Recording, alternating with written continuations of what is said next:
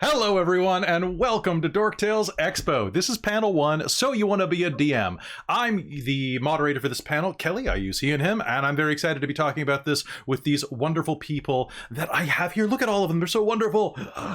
I'm going to quickly thank our sponsor, but before I do that, why don't we do a quick round of introductions, say who you are, where we can find you, and what you do.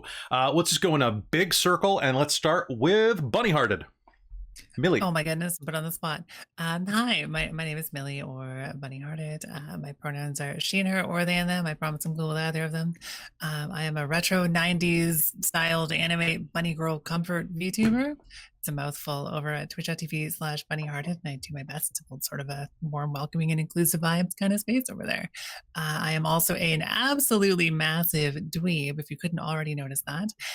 But of all of the ridiculously nerdy things that I adore, I think tabletop role-playing is at the top of the heap. So I'm really excited to be here and talking about running games. Let's do it. Let's do it. Also doing it is Natasha. Hey, Natasha. Hello, I'm Natasha. You can find me here on Twitch at Natasha Tuskovich Designs and all over the rest of the internet as well. I do lots of co-working streams as well as creative streams like fashion design, art, book club, and tons of other stuff. So come check it out. Nice. Oh, pronouns are she, her, they, he, any. Sounds fantastic. Down to Kelly. Other Kelly. Oh, that's me. Hello, my name is Kelly. My name is Other Kelly. My pronouns are they, them. And I am on, as you can see, twitch.tv/tabletop titties. I run the tech and do storytelling for our Vampire the Masquerade stream and a bunch of other stuff on there. You can find me at the Mind Right, but not on Twitter right now. Not on Twitter. No more. I'm sorry. No more. Over to Casper. Hi, I'm Casper the MB Ghost. Oseo. I am a Black Cherokee Sapphic writer of sci-fi, fantasy, and horror that loves to play tabletop games, but mostly about werewolves. You can find me everywhere at Casper the MB Ghost, except for Twitter, where I am Casper the MB Wolf. Don't ask questions. And I'm mostly at, like, my home base, I guess, is Tabletop Titties. And I have my own Twitch, and I'm Cybernation Uncensored, and Neon Lights Roleplay, I think. Oh, and the Initiative Order. You can find me in all those places. Just everywhere. Twitter usernames, am I right? Right. Just so many. And last but certainly not least, over to Ravnos. Ravnos. Hi, everybody. I'm the Ravnos Archon. My name is Will. I use he, him, they, them pronouns. I am a tabletop storyteller on my own channel. I've had the pleasure of running a mage game for Kelly. I love all of the stuff that they do here on Dork Tales, and I'm also over at McStabber Studios, where we forge our friendship over mage and D10s. But I'm excited to be here. I love me some D10s. And hey, quick sponsor introduction. Thank you so much to Bookworm Games for sponsoring this and all of the streams on Dork Tales for the month of April. If you want to get some dice, and especially some gemstone D10 sets, you can head over to bookwormgames.com right now. Use code DorkTales to save 10%. You can get every type of dice, from resin dice to edible dice, wood dice, and gemstone. And I can't gush enough about the Amethyst Mage the Ascension dice that they just made, or Mage the Ascension themed for copyright reasons, that they just made and sent me. And I can guarantee, Michael, the first set the first roll that I made with that set caused catastrophic problems for the upcoming second season of Mage the Ascension of the Victorian Age. But more about that in a bit. We're going to be hopping into DMing in just a sec. I also wanted to say that this is a fundraiser for Dork Tales. So if you have any money while you're watching and would like to chip in, that would be wonderful. You can go to our tip options down below, or you can join our Patreon. There are a number of things that you can get if you do this. On the Patreon, we got tons of back-end content that is available exclusively for patrons on a 3-month advance. But we're only like 2 patrons away from a Star Trek Adventures game ran by Bunny Hearted.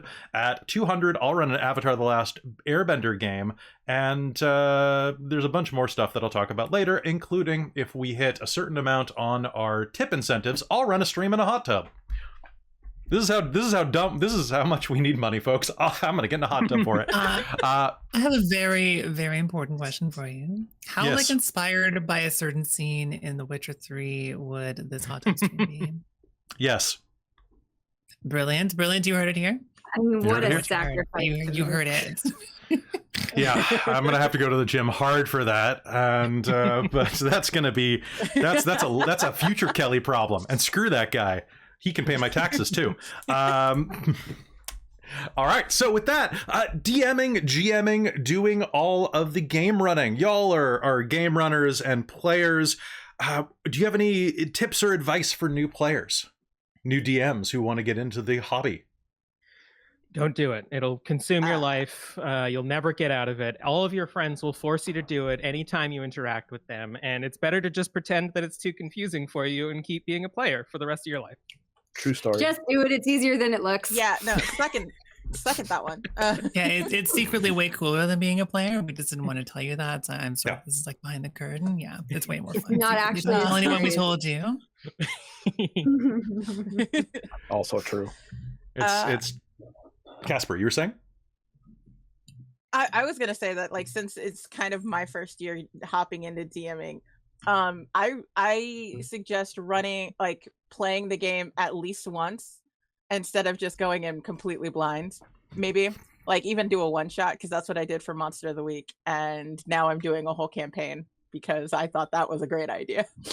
I suggest playing a game at least once, like having an understanding of how RPGs work as a player first, and then like if your very first game, unless you're in one of those situations where all of your friends, no one's ever played before, and you're like, well, let's just try. If you can find someone else's game to be in first, do that.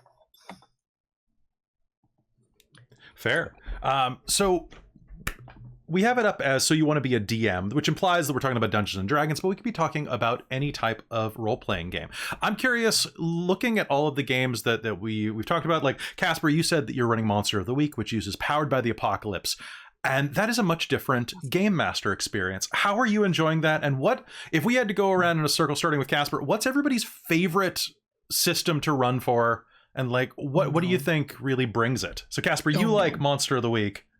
What is it about Powered by the... For 47 minutes. Yeah. I love Powered by the Apocalypse because I have run D&D one shots, and like I did a very short off stream D&D campaign, and that was my very first time DMing. That was prepping for every little detail to make sure it's like I've got something for this if they want to do that. But Powered by the Apocalypse is very role play heavy. It's like I don't have to do a lot of heavy lifting I don't have to roll dice. I just present the players with where the story is going. Like, this is the situation you're in. And if their moves match up to one of the moves in the playbook, that's when they initiate the rolling of the dice, and then I tell them what happens. So it's very call and response for me. They ask me questions, I give them answers, and I give them situations like, oh, you rolled 2 1s, you done fucked up, AA Rod. It's like, let's see how you survive. I enjoy that so much more than D&D. I do like the chunkiness of D&D. Whenever I want to get nitty gritty and be like, all right, roll a persuasion if you want to talk to this guard, or hey, do you notice this thing coming up? Roll a perception or something like that.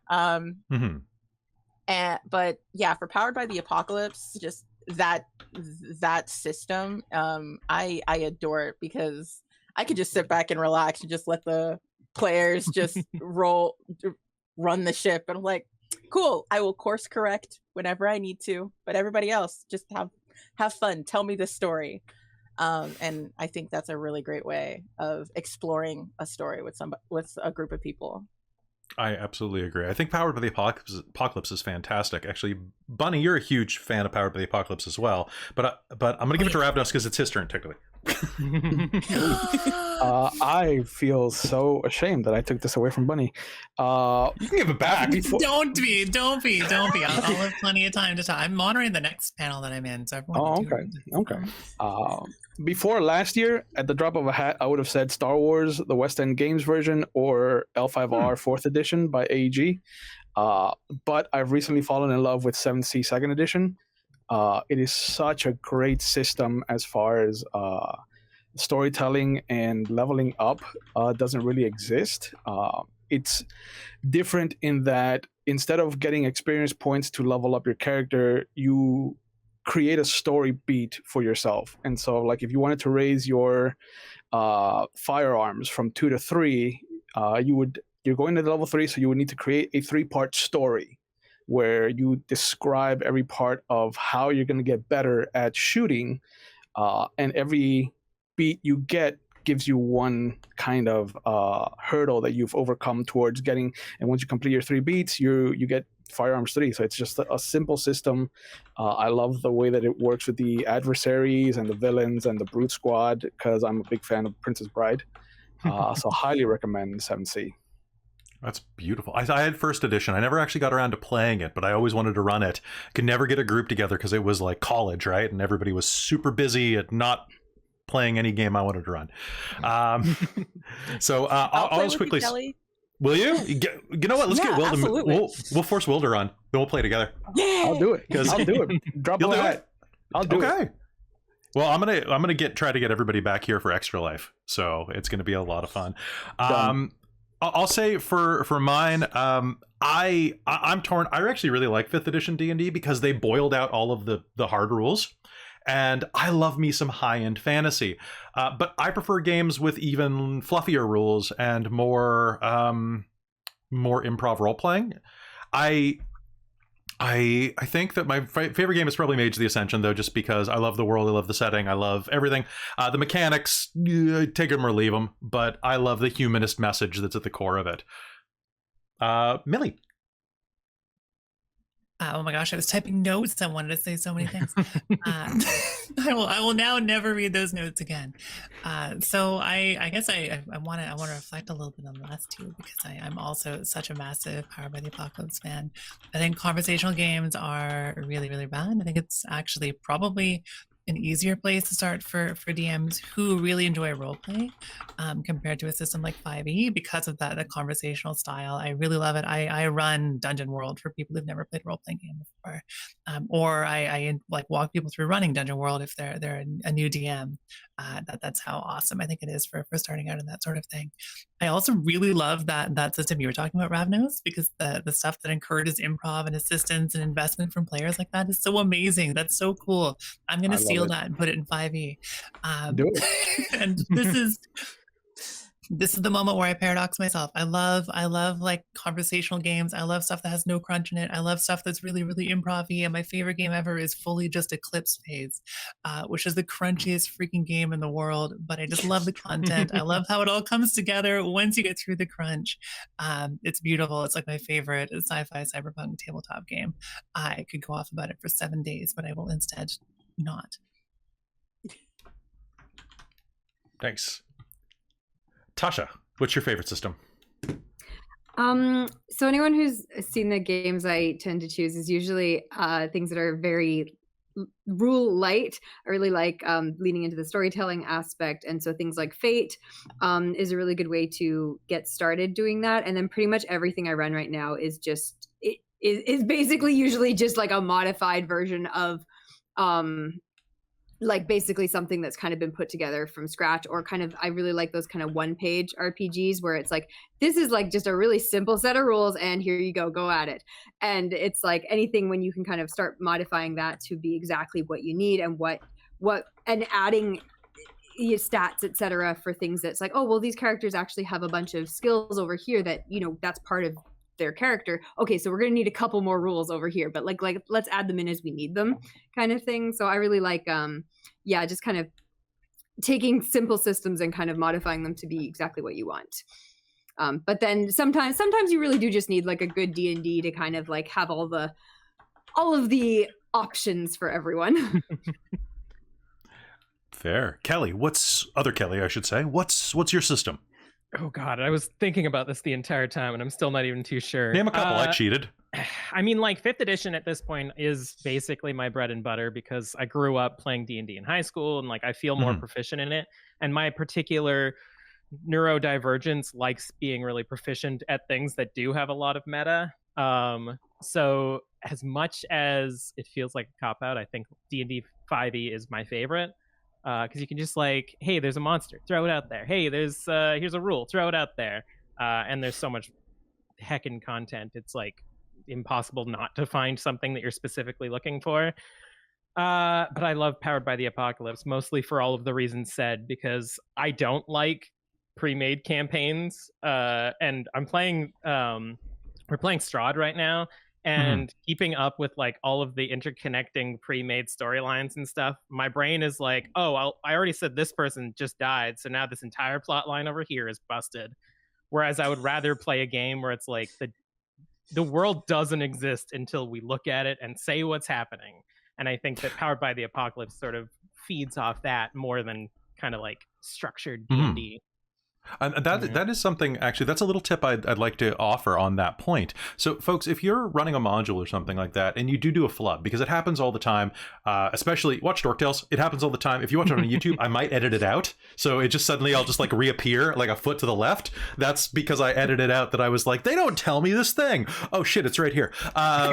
So, literally on the episode that's uploading right now. I keep those because I think it's really fun, and it's a fun way for folks to sort of see how DMing is, but I understand why you do. It depends, because a lot of times I'll get these YouTube comments that are like, you can't read a map, you're dumb. I'm like, shut up. Like, I don't even want to respond to this. Like I'm juggling literally 15 things right now. Excuse me for not reading a map. Exactly, right? And tech and music, and I'm trying to remember which funny voice I did.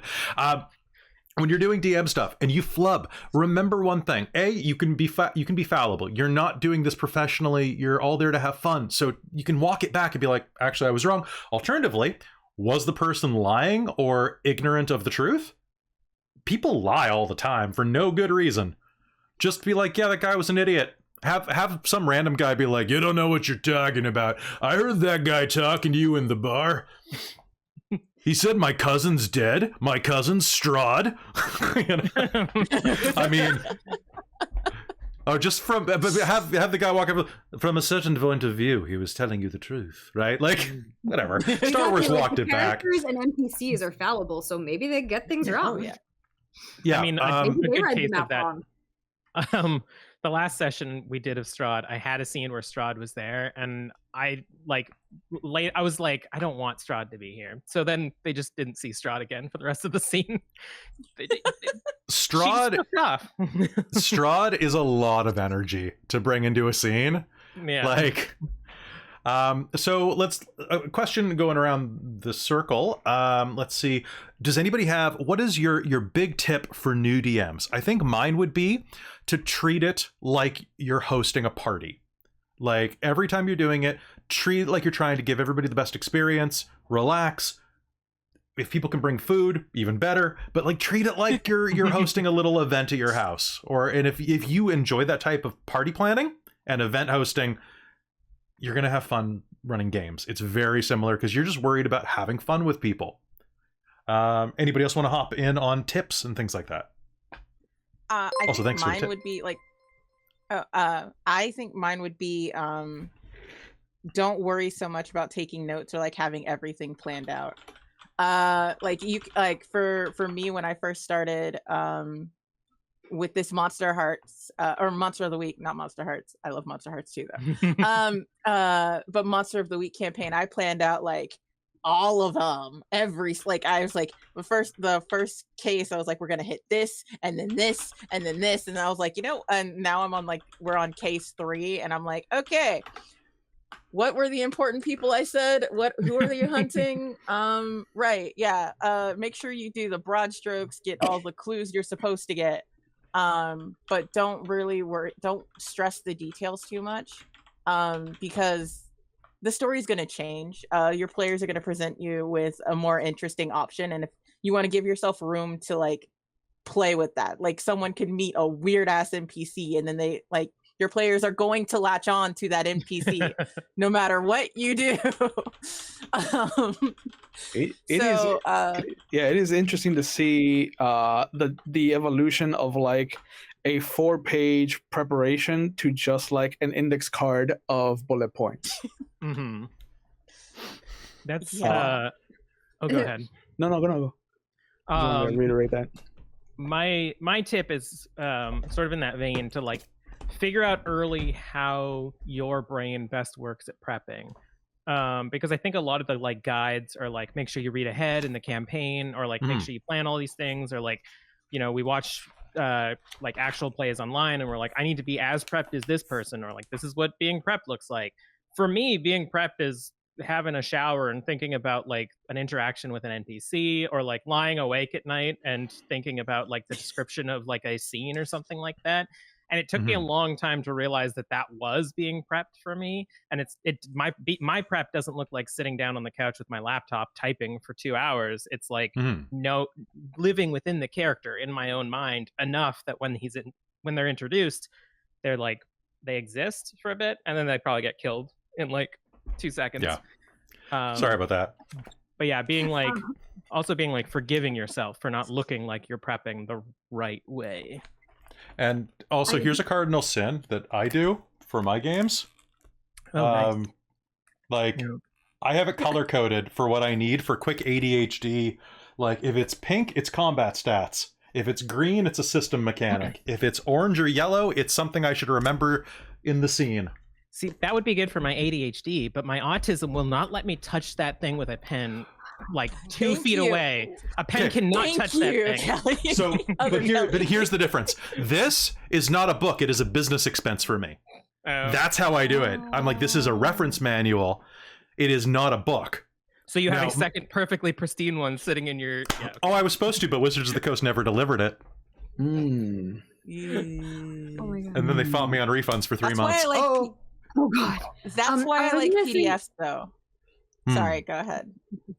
I was just gonna say, for me, as someone who's kind of goes back and forth between having way too many notes in preparation and way too few notes in preparation, kind of don't worry too much when you're getting started about that, because like, yeah, you have to kind of find your balance through trial and error, and also just make sure you're prepared to take notes during the game too.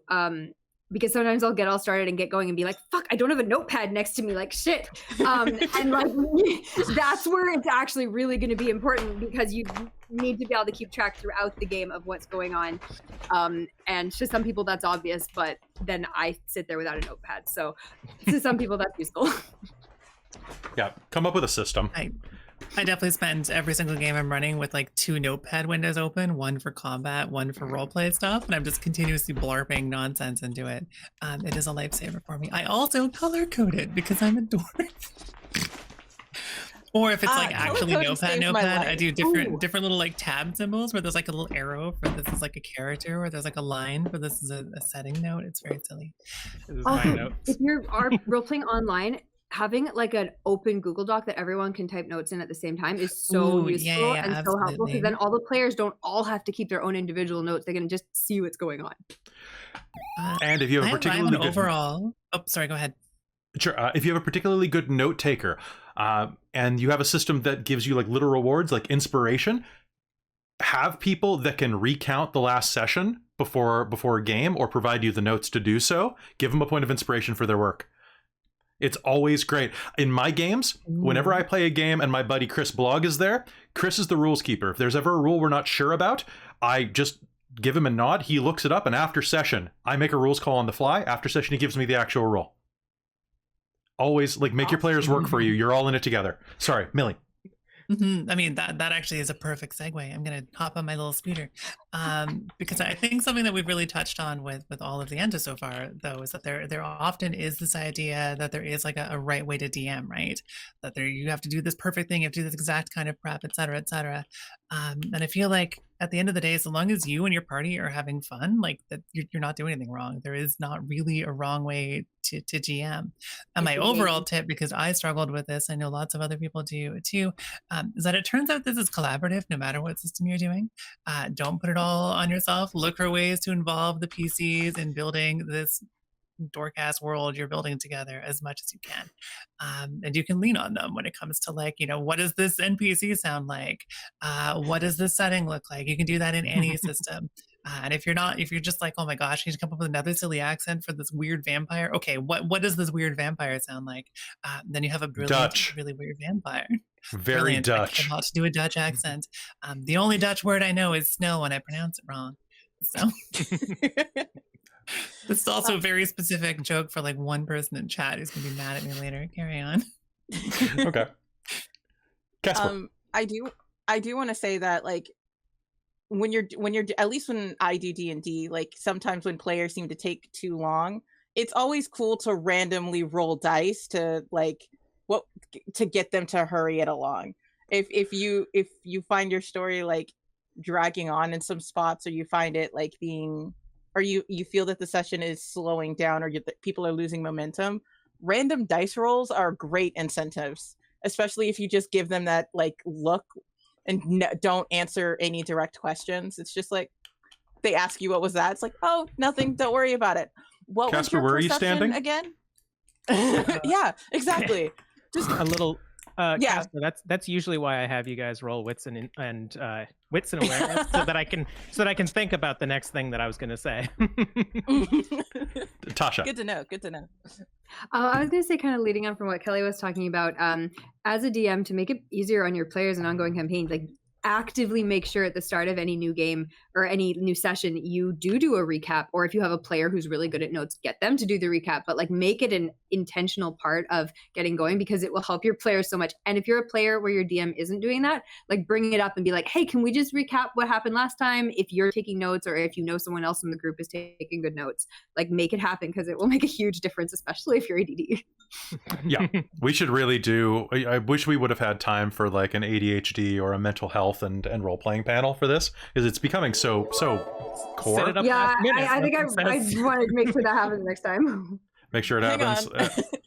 Slap it on the end, like we most clear Some my of that definitely ADHD. feels relevant to this topic, though, right? Like it's entirely possible to get burned out running a game. Oh, But yeah. I think Yeah. like that's totally relevant to being a DM. So never mind. I'm hopping back on my Segway scooter. Let's go. Beep, beep, beep, beep, beep. All right, so let's hop on to the next question, though, because we have a bunch of questions from the chat. The next one was it was from Rogue Panda Leader. A great GM and a great group will make you care about the story, and then a lot of nice stuff about our Netherdeep campaign. Thank you so much. How do you get people / trick people into caring about the game and characters and events? Oh man, that, for one, you got to have, a lot of times you have to have players that want to care, right? Let them but have the control. yeah, a little bit of control. I think this actually, okay, I'll start. It's really easy if you use what we were talking about and let them do a lot of the heavy lifting. Like, have them do a little bit of setting creation. For our homebrew world on Dork Tales, we originally designed all of the gods in the world by sitting down and being like, what sounds like a cool god? And someone was like, how about this? I'm like, all right, cool. And then Amy was like, but she's...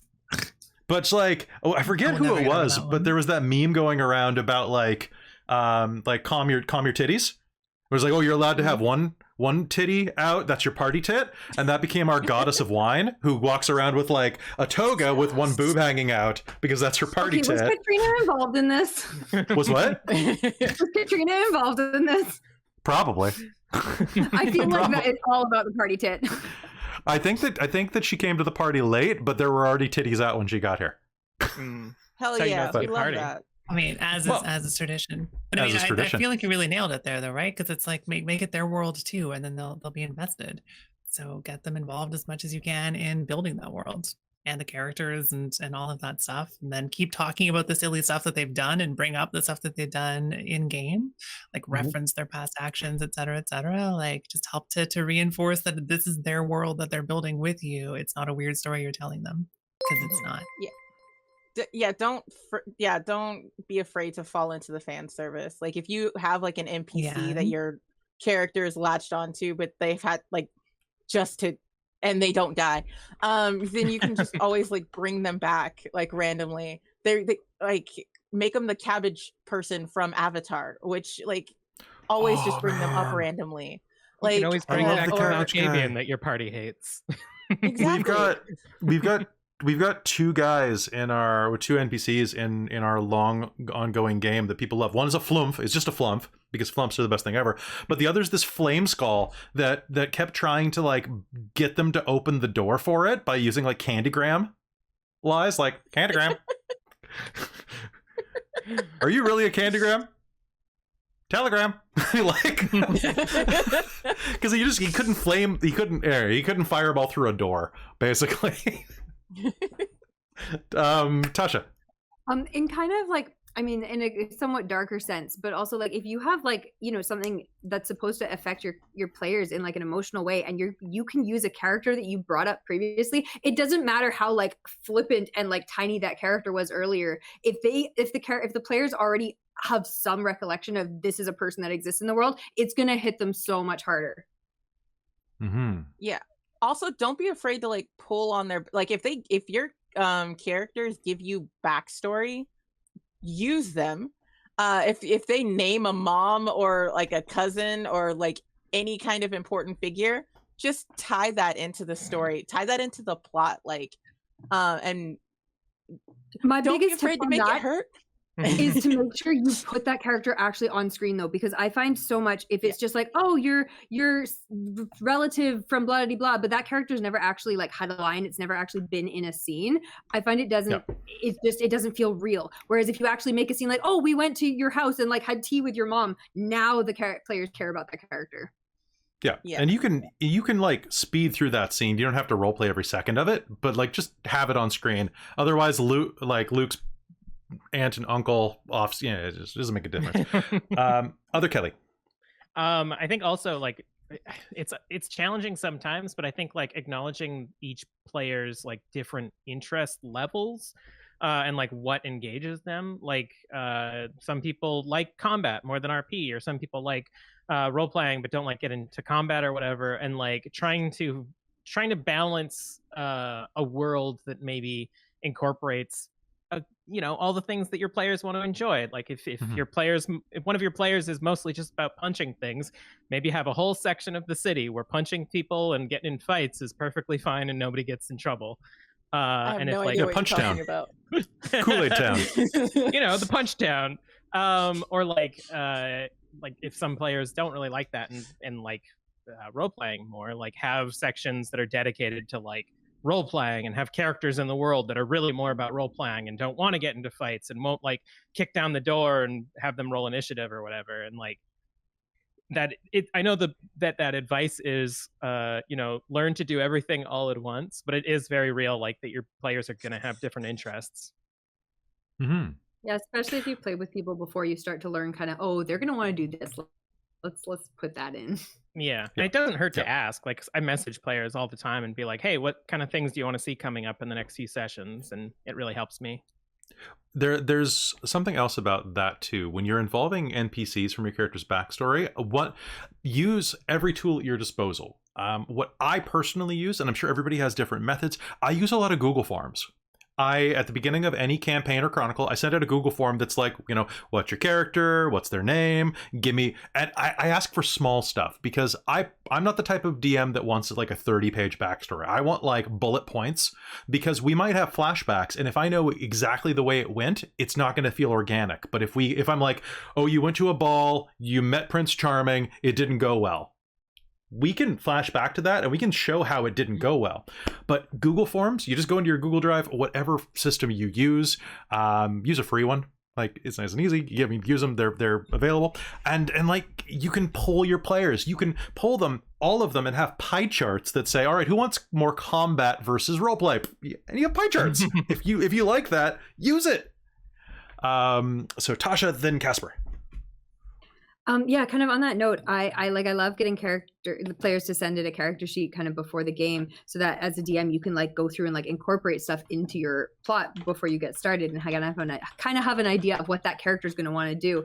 But also my favorite thing to do is to do group character creation, so that while the players are making their characters, they can build off of each other and like find aspects and ideas that actually work together, instead of everyone just coming together day of and being like, oh, so who are you? What do you do? Oh shit, our characters are basically the same. Fuck. Or oh, none of these work together. If you get them all in building at the same time, it can make a huge difference, which is not always possible, but it's a good thing to shoot for. Shar on Cities incorporated the like strings and stuff from like Powered by the Apocalypse to make our D&D characters. So we all had relationships before the campaign using a different systems method of developing those. And it was really cool and really helped us like solidify our characters' relationship early on. You could also Yeah, feel free to mix and match from other systems. Yeah, steal everything. Yeah. Combine it there's a- all. Casper. I was just gonna hopping off of that. I like doing all of my character creation. Well, I've done one real big campaign. Anyway, I like doing my character creation as like a session 0, because then you can like. But when I put out like the consent sheets, like through with my Google form, we cover everyone's lines, everyone's veils, and then we also group build characters, so everyone has like a good understanding of what the campaign is that we're going to do, like what kind of story are we trying to tell, what themes can we hit on, and also what kind of like relationships they have with each other. I run big session 0s when I can, because I just like having everybody in one spot. If we're going to tell this story, I like everybody to be on the same page together. Yeah, I think that's actually a really important point. In online games, it can be so easy to make characters that have like you haven't talked to the other players at all. You just sort of have maybe a vague concept of each other. And I feel like maybe finishing the stats on that character can be kind of doable beforehand. But I think you should like put the finishing touches on it and define like who they are, their personalities, and all of that stuff together for sure. Will, do you have anything to add to this one? Oh man. I think one of the big things that I try to be on top of when keeping people invested is timelines. Like if you affect somebody at some point, you have to keep track of what happened. Like there was one game where I had a player give a couple of halfling bakers like 10 gold just because they gave him directions to some place, and I was like, you realize that you have altered their lives forever. Like this is they're used to seeing like maybe a silver piece a year. And he was like, yeah, I love them. They're fantastic. They're this fantastic little halfling couple. And like a year later, they came around and they saw that the bakery had closed down, but they had created this orphanage to take care of the children that they never had. And they used his money to do that. And so that was one of those things where it paid off in the long run, and everybody just kind of like looked to him differently because he's the one that kind of funded this from the beginning. So don't be afraid to kind of let them affect the world and keep track of how that changes everything. Casper. I do want to add off of that. Any opportunity you can give your players to be the hero, which is something that is really big in Powered by the Apocalypse. Like no one wants to, like there may be one or two people who are out there is like, you know what, I want to be a murder hobo. Let me be the villain of the story. But like most people just want to, in my experience, just putting a lot of caveats in the sentence. In my experience, most people want to be the hero. So if you play that up and give them opportunities to be like, he gave like to change people's lives and have them really impact the world in any way, positive or negative. Like Ravnos was saying, that people get invested in the story. That's also a really good point with Powered by the Apocalypse, because that system is supposed to be like, there's a reason there's a the before the class, because there's usually not another one of those things. Like you're the paladin, you're the whatever, because in the world, the vast world out there, you're the only one, and you should be representing that. It's like when the paladin walks into town, they should be like seen as, oh my God, can you believe it? It's the paladin. It's the Johnny Depp. It's the, I can't think of it. If Brendan Fraser walks into town, it's the Brendan Fraser. Thank you. I was going to say, since 2020, it's really hard to give a good example of a celebrity without having a very problematic implication about it. Well, I mean, so Brendan Fraser's a very good one. Brendan Fraser's really good. Keanu Reeves is the paladin. Yeah. Yes, Keanu Reeves is the. He's just the Keanu Reeves. And in the chat, my good friend Travis, Plastic Age Plays, just mentioned also take notes when they choose not to be the hero, which is true, which is another thing. Set expectations for your players. Talk to them beforehand about what consequences are going to be. If you want a game with very few consequences, so that if someone walks through and decides to rob the mayor, then cool, they rob the mayor, no big deal. But if you want it to be like, you know, a consequence-full game, make sure that's communicated so that they don't just, steal everybody's pants and run off, and then you have to put them on trial for pants thievery, and it has to be this dramatic thing. Pants crimes. Speaking of dramatic thievery, I think we've lost one of our numbers. We have. I don't know where Tasha went. Oh, Tasha's back. Or perhaps OBS issue. Yeah. Welcome back. They're here, but it's not on Twitch. Am I back? It's like a black You hear screen. me? Okay, sorry. I think my internet just died. Welcome back. You return. Hello. Really? Oh, I am not in here's control of my internet. It was the internet that was already at this place when I. It's Italian. In control of your internet, because you're in Italy right now, right? Internet can be really good. I just don't have a hardline connection. It's like a fucking Wi-Fi connection only. Okay. Oh, so I guess siesta when did Italians stop working at 4? It's great. oh my god, I want to move to Italy too. Tasha, I'm moving in. Oh god, like when it's not noon. Come visit,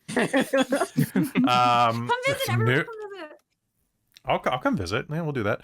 We had a pop-up question in the chat that I'm going to interject with, which is, it's going to be like, hopefully a quick one, but how important is alignment for the characters? It's not. Alignment's a lie. Don't listen to it. That's my call. Bye. Yeah, I'm with you on that one. Yeah, I always play my characters chaotic neutral because I myself am chaotic neutral. Mood. But that's it. Any other alignment, I don't know. Yeah. I like that they changed D&D to detect like celestial and undead rather than good or evil, because like if the Lich casts detect evil, wouldn't the good aligned paladin technically be evil for him? It's all made up. Exactly. And then there's so much baggage on evil too, where it's like, well, I'm evil. Well, then you can't function in a party if you're playing evil like it's written. Like, I'm against the government. I'm so evil. Wait, see, like, oh my gosh, evil state is confirmed. Evil state, yeah. Let's go. I come at it from like a literary perspective because I was a writer first before I got into tabletop gaming. So it's like the villain never thinks they're doing villainous things. They think they're always the good guy. So it's like I don't look at evil as being like, oh no, you are against the status quo, you must be evil. I'm like, I'm a queer person of color. I'm always against the status quo. Like, we need a spell that's like detect imposter syndrome. Do you think what you're doing is wrong? I found it. Yeah, I think alignment's become an archaic thing. Like the morality of the group is much more important than where they think they align. Mm-hmm. Yeah. And if they can work together, right? Like, it's in our podcast that's going to be released soon. I promise. It's in editing hell. But we have a character that just joined up that is an evil aligned character. They're trying to do better. They're on parole. And they're trying to do better, but they're evil. And I love the way they're being played because it's mostly just they're a selfish jerk. But they still have friends. Evil people have friends, guys. We'll talk about this tonight on Make the Best Big Bad Evil Guy. But like, evil people have friends. The most evil person that you can think of, which I think we can't say anymore for being demonetized, had friends and like I will say those friends are usually evil too. Yeah. If you put up with their behavior, your party becomes evil. Yeah, exactly. Evil by association. Tasha. Okay, but depending on whether you want to run like kind of like cartoon childhood kind of bad guy versus anything that's even slightly realistic, evil people don't think they're evil. Bad people don't think they're bad. Criminals don't think they're bad. They think they're doing what is right for them and their families and the people they care about. They don't think they're evil. And if you can't figure out how to run someone who's doing something bad for a good reason, like they think it's a good reason, they're justified, you're running a cartoonish plot, which is fine. Like, that's cool. Like, haha, I'm evil. Like, I'm going to take whatever. And you can actually have those guys in a serious plot. It's just that guy's a cartoon. Basically have to think of it. Yeah. Yeah. Like if you can't figure out how to make this person justified in their own beliefs that they're doing the right thing for everyone, like that's so crucial. So everybody, what was the first lesson you learned about GMing, or the first misconception you had to unlearn? I mean, that I had to do everything myself. Which one? Oh, that's good. Sorry. That's real good. Mine was prepping looks different for everyone. Was that something that you have to unlearn now?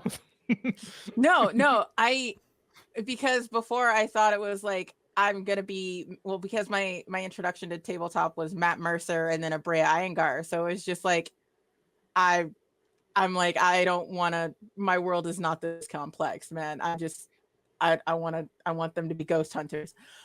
So like my prep work is like, what is going to be interesting? What interesting stories can I tell with each one of these ghosts? And so that's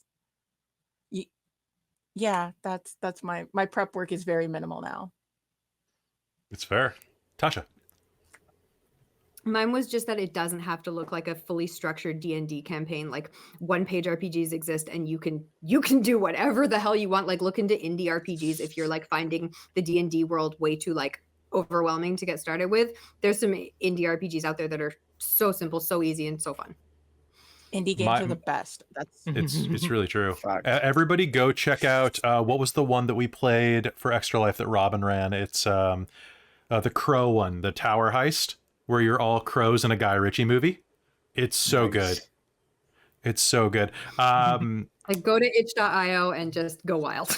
And just there's so, especially if you want to support queer creators, because there are so many queer creators that are making these games. Like, go throw money at them. Just if it's about money issue, just wait for the next like global issue to happen, because then you can get like a whole pack of them for. I think and support. It won't take long. Yeah. There's one happening right now, probably. And you can go in on your friends with those packs and make it even better. But there also, if you go on itch, there's a bunch of like free games, because you could just look up free games, because people are always trying to get like or games trying that to have community copies get their available. games out there. But if you have the funds, give back to the creators, because most of the time they're only asking like $1 to $5. Yeah, and it helps them more than it probably costs you, like really in the long run, unless you can't afford it, which, you know, do what you can, right? Will, do you have any advice on this one? Oh, sorry, Casper. Yeah, I just wanted to say one more thing about itch. If you don't have any other friends, there are solo RPGs that I've been finding. If you really want to get into role playing and figuring out how to tell a story and like build your own confidence. Or if you're feeling not confident running for other people yet, you can be like, okay, I can do this. And they're not just like small. They're just not just small games like on itch.io. Free League put out the Hobbit role-playing game, the One Ring game. There is a version of it called the Strider Edition where you just solo play, I believe, Aragorn. I'd like to solo play Aragorn. Oh my god, wouldn't all of us? I want to play this game. Right? It's we'll talk later, Tasha. I tell you what, if we reach $1,000, I'll run a solo stream of myself playing it. Maybe. How was that? 2,000. We'll do 2,000. 2,000. I'll write it on the inside cover of my notebook so that it's official. $2,000. Moderator notes, so we can mention it in the other ones. Aragorn solo. I'll even cosplay it, because I'll just run my cosplay for the other one. Yes. Will, do you have anything to add to this part? Yeah, I think the biggest misconception, because I started in the times before. I think the biggest misconception is that the DM was the adversary of the group, that you are the bad guy, and it's a competition, and it's like that was the biggest misconception to really cleanse myself of, is that I'm not in it to win, I'm in it to help tell a story. That's fair. Mine for this would be tangent. My first ever introduction to D&D as a teenager was a DM who played like that, and I spent like 4 hours figuring out how to build a character for like 3rd edition, maybe not even 3rd edition D&D, and I was immediately killed, like 15 minutes into game, and I was like, well, this holds no interest for me whatsoever. Goodbye. And I didn't try role-playing games again until these dorks dragged me into it in my 20s. So. Yeah, and then you stuck. I know, I got it's like a glue trap for bunnies. Goodness. My big suggestion to everybody about things to unlearn is one of the greatest things that I ever learned as a person, which is it's okay to be wrong and to ask questions. Like, it's okay to make mistakes. It's fine. don't get so anxious about making a rules mistake. And sometimes the rules as written are dumb. They just don't work, or they don't take real life into account, or they don't take into account the way you want to play the game. The best rule inside of D&D 5e, for example, is the rule of cool. You know, so long as everybody agrees on it. Now, we have a question about NPCs that we should... One quick thing about the thing I learned, just real quick. Because specifically with like ADHD, I find that if I if I have executive dysfunction and don't plan for a session, I like spiral out and I message everyone at the last minute that I can't make it, blah, blah, blah. But I think the best thing that I'm trying to learn is that people would rather sit down and play than sit down and play like a perfectly prepared session. So unless you're streaming, which is an entirely different beast, and I'm sure there's a different discussion about that, your friends would rather just like show up and have you kind of like bumblefuck your way through 2-hour session than like especially not if you play found a time they can all show up. Exactly. We're not talking about scheduling. We're not talking about scheduling. So that's what you should be afraid of. Spinning off of that just really quick, Totally. you can also change your plan. Like you can go in with like an original story and then something cool happens and you're like, let's follow this thread. You can like, there is no rule against DMing where you can be like you can absolutely like follow anything that sparks your interest. Like, ooh, let's follow this is juicy, let's explore this more instead of what you previously planned. There is literally a story, not to bring in the famous names, not to drop names all over the place, but the one time that that Brendan Lee Mulligan ever ran a module, in the first scene, they were apparently at a dwarvish wedding, and there was an offhanded comment about how the bride doesn't look too happy, and they're like, oh, why isn't she happy? And then they ended up kidnapping the bride and just changing the module entirely in the first 15 minutes of play, and he never touched a module again. That's a guy who makes lots of money doing this, so you know it's fine. Casper's right. We have sources. Yeah. we can cite this.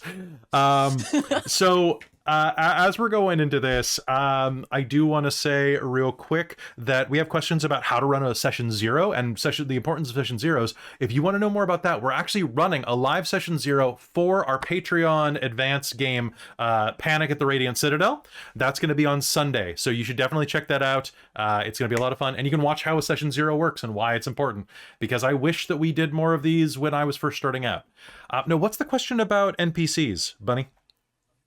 There was, I think you posted one in the chat here that was best way to keep track of NPCs. Memorize them all. Just raw dog your game. Just force it in. That's one that I wanted to talk about because this is something that I honestly really struggle with. And I think it's something that other DMs probably do too. So I don't know. I wanted to make sure we covered it. I have a trick for that, actually. I give my NPCs like one like very notable characteristic. Like they get a name and then they get one notable characteristic. It could be the way that they talk or the way they present themselves or anything like that. And if you give them one notable thing, they're easier to keep track of for yourself and for your characters. Not characters, for your players. Versus shopkeeper number 27.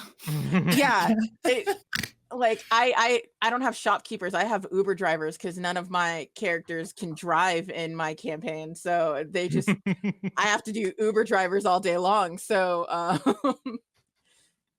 that's just one notable thing is my trick. Nice. I think that's really good advice. I'm a bad example because my autism does generally let me remember every single fucking person in an entire campaign. Maybe not necessarily how they sound or their name, but them as a person. Yes. They exist in my head. But we also use OneNote. All of our players have access to a OneNote. I've organized everything into like, here's the NPC, here's their status, their name. It's their job to keep track of it. You hear that, Casper? It's the player's job to keep track of that. Ooh, I like that actually. I might mix that with the. You're the only player here that I could shit on right now. But that's fair. But I'm gonna say that as a player, in my defense of that, I play very true to my character, and unless my character has big old titties or a beer, I don't care. Regardless, Perfect. Perfect. I also write down sometimes what actor the character is or the NPC is in my mind, so that I can picture their voice a little bit. I do that for my vocal mannerisms. I'm like, well, is it, and they're like, oh, it's Benedict Cumberbatch. I'm like, oh, is it really? Fuck. I have a demon. I have a demon in our vampire game right now that is with Casper that I watched a couple episodes of Sandman, and the guy with the glasses who's dressed in white, I was like, that's the mannerisms I'm going to have for him. So I just picture him every time I start talking, and it really helps. This would spin out into a much bigger thing where I'm wondering if that has to do with ADHD, autism, and masking. And the borrowing of personas, but that's a much bigger, different panel. So remind me about that, Kelly, because that is absolutely interesting. Tasha. This is kind of related. I was going to say, for me, you can always keep like your players' character sheets open in tabs digitally. But for me, if you have a printer and you can just print them out, it's so much easier to be able to physically look at all the sheets in front of you at once. And then, especially for NPCs, usually they have an interaction that's kind of focused on one character, or sometimes they don't, but a lot of times they do. And you write down the NPC character interaction on the physical character sheet of that character, and then you know where to look for that information. It's easy to find and it's easy to remember because you're like, oh yeah, they interacted and they really hit it off, and or they got into a fight, and it makes it so much easier to refine that information if it's physically on the right sheet. I'm going to steal that. I like the idea of them being connected to a player primarily. Yeah, I do too. If I didn't run things just straight up digitally, I would. Those totally are cards. So there's they're card printouts of the characters in Strixhaven, because we were playing a Strixhaven campaign, and it's got notes on the back of their pages. And that's what Krista does as well for our game. That's really helpful. So I'm with you there, Tasha. That's so awesome. That's very so smart. I guess I actually have a really structured technique I do to try to remember NPCs, because my brain is goop. My memory are you talking about your design technique? Because you've talked about that before with me. So I use go off on this. Every single NPC that I ever make in a game, I use 7314. I use it if we invent them during play. I write down a 7314 them, and the 7 doesn't make any sense as part of this because it's more than 7 at this point. But this is a technique I learned actually for running Dungeon World. I think it's primarily an Apocalypse World kind of thing, but I think it can be applied to anything. And the idea is it's a low prep way to sort of organize your game, right? It's that you do 7 NPCs or locations or stuff like that. But in this example, let's just pretend that they're all NPCs. You sort of have 3 sensory details for them. So it might be the clank of armor as they approach, the smell of their cologne, the constant scroofling sound of I don't know, the cool bird on their head. Who knows? 3 things that are sort of a sensory detail about them. And then 1 a tick, something that you can do to try to embody them at the table. And then you sort of mark those things down. And so I use these as a resource. So I do a 731 for a game prep where I'm here's this building, here's these people. And I just fill in the blanks with who the name needs to be for whatever that character is as I go. And now that they're sort of locked in, but I will fundamentally never remember any of that stuff. So I need to be able to sort of reproduce that character from notes every time to be oh my gosh, right? There was this guard. Okay, right. They had clanking chainmail. They had a cool bird on their head. They always smelled like cologne, and they talked in a fancy accent. Okay, brilliant. Do they have the cologne, or does the bird have the cologne? I don't know. I think it's the bird. Okay, that bird's pretty cool. Is that a fancy accent? I might character connected to that, and maybe even make this public for the players, because I usually just have this in a big Google Drive, or sometimes I'll send that snippet to someone if they need to know information about someone, or a description for it. But I like this being public so the players can see my little NPC notes and add to it too. That's a really good idea. Nice. I like the 3 because it's also very accessible. One of our vampires is blind, so I've been trying to describe things and how they smell or how they feel and how they sound and stuff. And even doing that, I just start doing that now more with everything. I think in our recent D&D campaign, the first thing I described about my player was the smell that she emits, because it was so important to how well kept together she is, even in a battle or in the whole campaign. So I like that the 3 are sensory things rather than appearances. It's really cool. Yeah. Well, then being broad, I think makes it so much easier to come up with like inspiration, right? It's like it's not three things on them, three things you see when you see them. It can be any sensory thing about them. Like it could be that the ground quakes when they come near you. It could be that like the sound of their voice causes the hairs on the back of your neck to prick up no matter what they say. Like any of that stuff is a sensory detail that comes in because it's like, what do players experience about this character?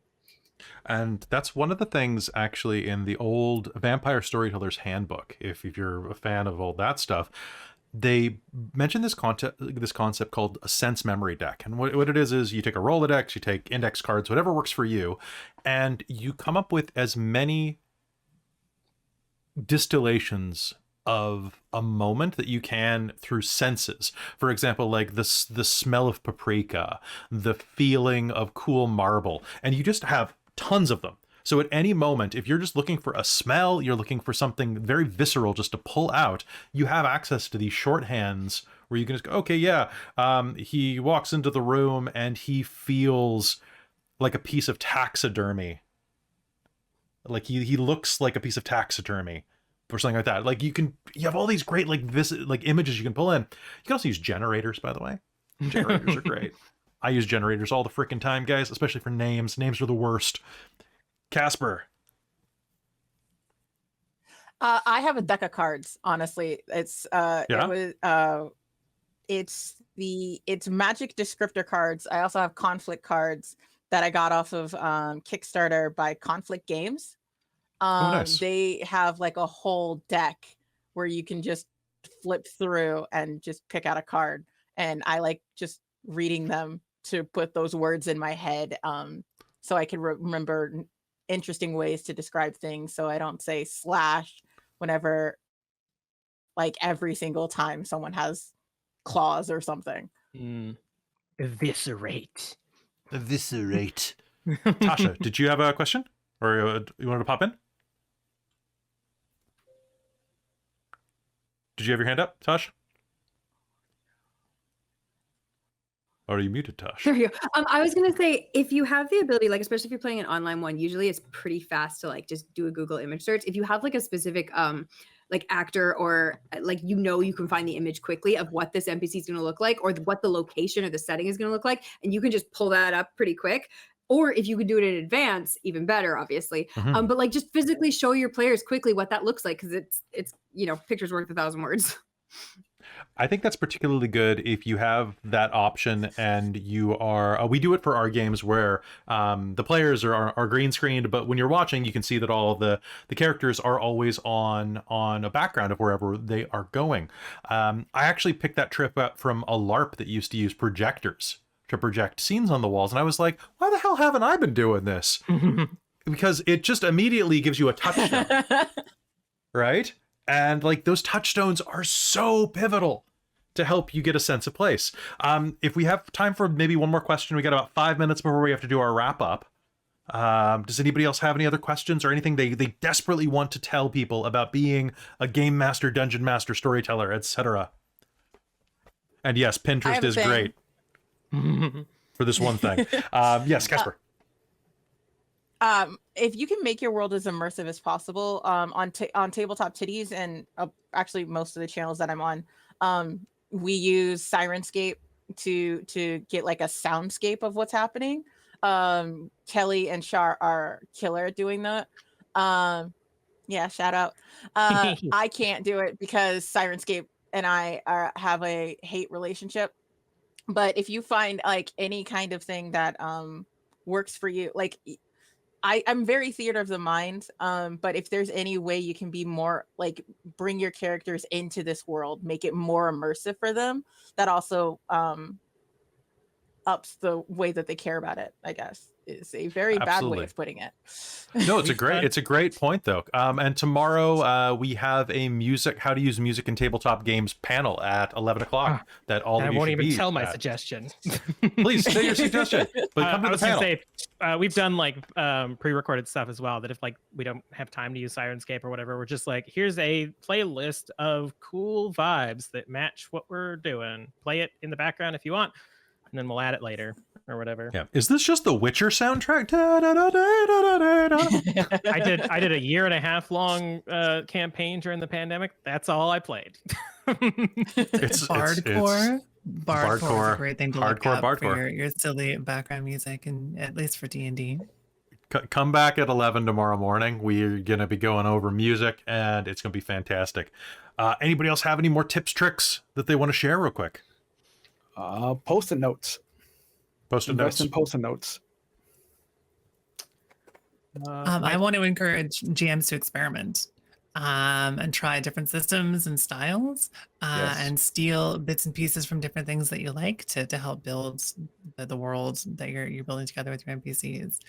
Tiny tangent, but like one of my favorite memories in a really long-standing Vampire the Masquerade game was one game where we just played with totally different rules as our ghouls to try out a bunch of stuff that the DM was considering bringing into the system with how to roleplay and how to interact with NPCs.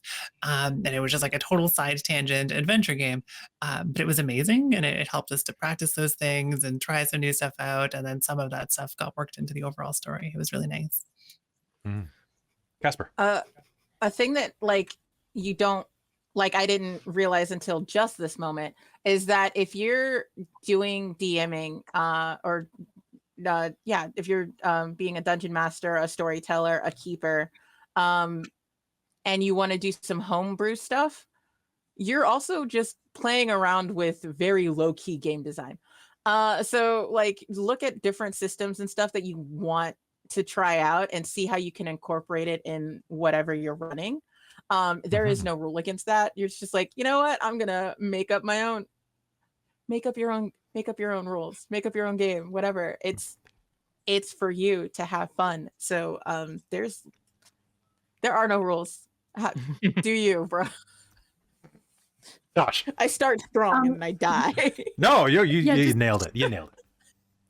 Just don't be afraid to branch out into new systems, like especially if you're feeling really comfortable with one system, or if you've only played one system. I think I'd never played Fate when I ran Fate, and it was like most of the systems are so similar, and then the ones that aren't, it's all easy to learn, or you learn it as you go. Don't be afraid to try something new. Perfect. My thing is when the whole Wizards debacle happened recently, we sort of like were struggling and panicking to find a new system to play, and there were a few that I was really interested in, and like finding out how to play it seemed like a daunting task. You can almost guaranteed find a like 10 to 20 minute long video of like how to get into this system. I watched one on like Quest, Pathfinder, and like Alien a bit, and it's like there are people just like you who have learned this system and then made a YouTube video about how they learned this system, and lean on those. That's literally what all of us do, right? Like, I can't read a book. I can't read that Alien book. It's too big and poorly organized. Yeah. Well, folks, we got to start wrapping up for the next panel. So be sure to show back up in about 15 minutes for our next one, which is going to be world building and homebrewing with many of the faces that you see here, actually. So thank you so much. Let's do a quick reverse order goodbye and say who we are, where you can find us. And I just want to say, thank you all for being here. It's always a pleasure to do these type of panels, and that I think that you came up with some fantastic advice for people. And definitely check everybody here out. Ravnos, start the charge. Hi, everybody. Once again, I am the Ravnos Archon. You can find me at the little channel doobly-doo down here. I enjoyed my time here. I hope that I was as helpful as I don't think I was. But like I said before, I'm honored to be here, and I am in the awe of all of these storytellers that are a part of this. So I hope you got something out of this. Fantastic! You were great, man. Just you're good. You're good. Casper. OCO, I am Casper the MB Ghost. I am a Black Cherokee Sapphic writer of sci-fi, fantasy, and horror that likes playing werewolf tabletop RPGs. You can find me at Casper the NB Ghost literally anywhere except for Twitter, where I am Casper the NB Wolf, and that is where I post most of my schedule. So if you want to find me, look for me there. Other Kelly. Hello, technically I'm the first Kelly because we're doing reverse. Fair. Crap. I'm the storyteller for this stuff right here. I would just say go to Tabletop Titties and then find me through there. I'm in a social media flux where everything annoys me, so I'm trying to find it. I want to be on TikTok or Insta, whatever. I don't know. find me on titties, and then go to titties. That's it. That's always my goal. Go find titties and find Go me. find titties and enjoy yourself. Make sure everybody has a good time. Tasha. Hi there, I'm Natasha. You can find me here on Twitch at Natasha Tuskovich Designs and all over the rest of the internet. I stream co-working and art and fashion design and other creative streams. So come find me and yeah, let's hang out and chill. Millie.